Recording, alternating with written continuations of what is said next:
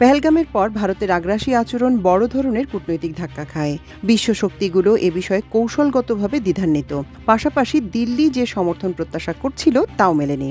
মোদীর নেতৃত্বাধীন বিজেপি সরকারকে প্রধানত হিন্দুত্ববাদী হিসেবে দেখা হয়, তবে তারা আরও গভীর হিসাব নিকাশ করে কাজ করে। তারা চায় দক্ষিণ এশিয়ায় ভারতের ভূমিকা পুনর্নির্ধারণ করে এই অঞ্চলের অপ্রতিদ্বন্দ্বী শক্তি হিসেবে নিজেকে প্রতিষ্ঠিত করতে। পেহেলগামের ঘটনাটিকে সম্ভবত এই অবস্থানকে আরও শক্তিশালী করার একটি সুযোগ হিসেবে দেখছিল দিল্লি। এর কারণ ছিল একটি কল্পিত অনুকূল আন্তর্জাতিক পরিবেশ, যুক্তরাষ্ট্রের সঙ্গে ভারতের ক্রমবর্ধমান সম্পর্ক, কোয়াড জোটে এর কেন্দ্রীয় ভূমিকা এবং চীনের বিরুদ্ধে একটি প্রতিরক্ষামূলক অবস্থান দিল্লির নীতি নির্ধারকদের বিশ্বাস করতে বাধ্য করেছিল যে কৌশলগত অংশীদাররা এ ঘটনায় বিনা দ্বিধায় তাদের সমর্থন দেবে। এদিকে পাকিস্তানকে দুর্বল হিসেবে দেখা হচ্ছিল, কেননা দেশটি অর্থনৈতিক অস্থিরতা, পশ্চিমা বিশ্ব থেকে কূটনৈতিক বিচ্ছিন্নতা, চীনের উপর অত্যাধিক নির্ভরতা এবং অভ্যন্তরীণ রাজনৈতিক বিভক্তির সঙ্গে লড়াই করছে। এভাবে পেহেলগাম ঘটনার পর উত্তেজনা বাড়ানোই ছিল ভারতের ক্রমবর্ধমান সক্ষমতাকে কাজে লাগানো এবং পাকিস্তানের সঙ্গে তাদের সম্পর্ককে নতুন করে সংজ্ঞায়িত করার একটি পরিকল্পিত পদক্ষেপ। তবে দিল্লি বিস্মিত হয়ে লক্ষ্য করে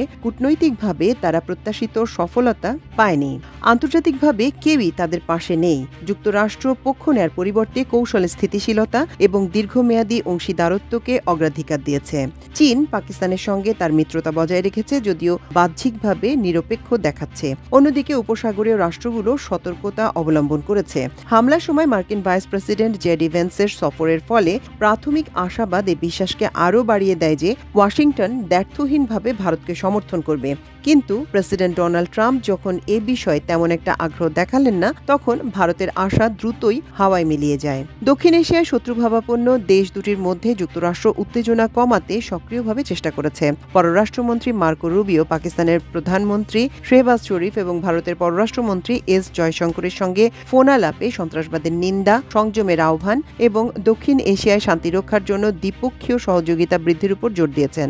আন্তর্জাতিকভাবে সুনির্দিষ্ট সমর্থনের অভাব, বিশেষ করে ওয়াশিংটনের কাছ থেকে, এমন ধারণা তৈরি করে যে কোনো স্পষ্ট প্রমাণের অভাবে পক্ষ নিতে যুক্তরাষ্ট্রের অনীহা রয়েছে। আন্তর্জাতিক গণমাধ্যম যখন পাকিস্তানের বিরুদ্ধে ভারতের অভিযোগ প্রকাশ্যে প্রমাণ করতে না পারার তদন্ত শুরু করে, তখন সন্দেহ আরও বেড়ে যায়, যা 2019 সালের পুলওয়ামা হামলার পরের মতো বিশ্বব্যাপী সমর্থন সংগ্রহের ভারতের ক্ষমতাকে দুর্বল করে দেয়। কূটনৈতিকভাবে ভারত প্রতিকূল অবস্থানে এসে দাঁড়ানোর কারণগুলোর মধ্যে রয়েছে ইউক্রেন যুদ্ধে নিরপেক্ষ অবস্থান, রাশিয়ার সঙ্গে অব্যাহত জ্বালানি সম্পর্ক এবং বৃহত্তর পশ্চিমা ভূ রাজনৈতিক লক্ষ্যের সঙ্গে সামঞ্জস্য রাখতে অনীহা।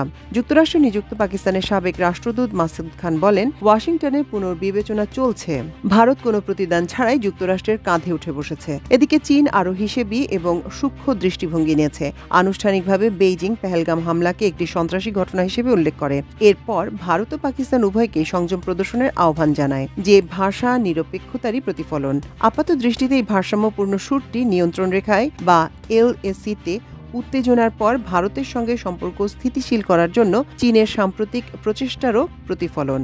তবে পর্দার আড়ালে চীন নীরবে পাকিস্তানের স্বাধীন তদন্তের আহ্বানকে সমর্থন করেছে এবং ইসলামাবাদের সঙ্গে শক্তিশালী সামরিক সহযোগিতা বজায় রেখেছে।